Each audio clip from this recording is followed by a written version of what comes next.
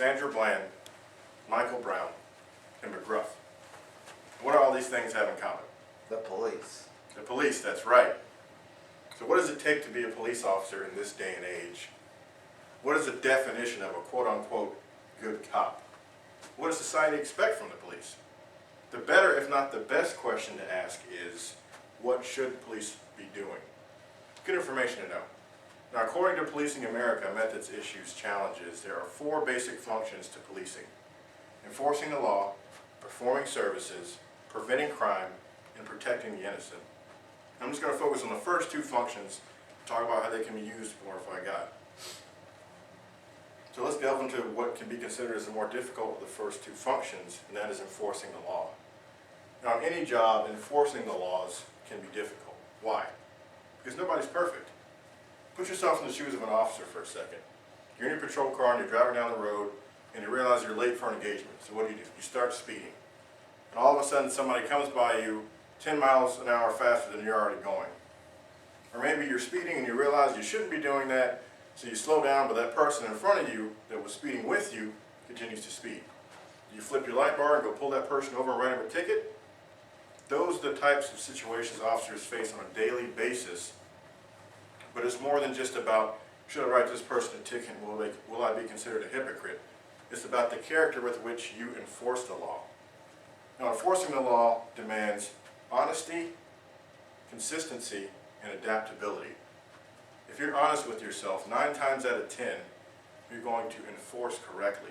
If you're consistent and you see 2 people racing down the road side by side, you're going to pull both of those people over and give both of them a ticket. In terms of adaptability, if you see 2 people racing down the road and you pull them over, you find out one's a serial killer and one's running from the serial killer, you're going to arrest the serial killer and let the other person go. Enforcing the law is about doing the right thing. That's not always easy, but doing the right thing is the foundation of enforcing the law. Now, enforcing the law can make you look like the bad guy sometimes. It can cast a negative light on you in a lot of situations because you are doing the right thing.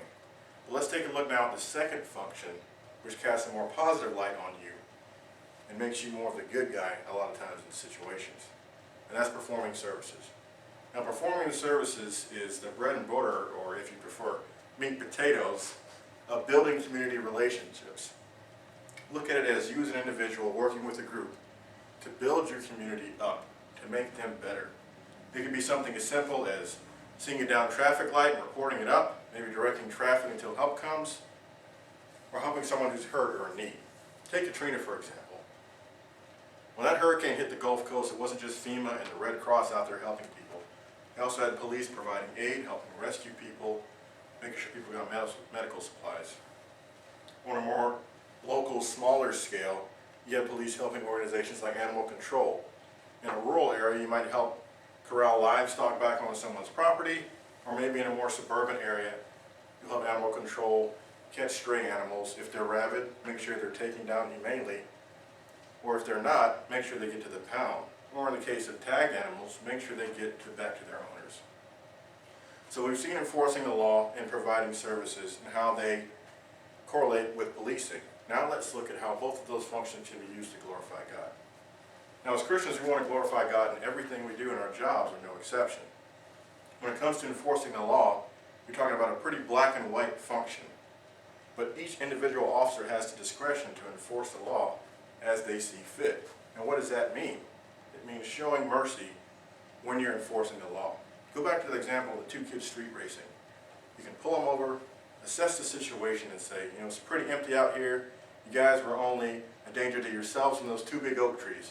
So I'm going to give you a warning and send you on your way. Maybe if you're arresting someone, you can remember your escalation of force and say, I need to calm down and be patient with this person, so I'm not slamming them to the ground and become a statistic on television.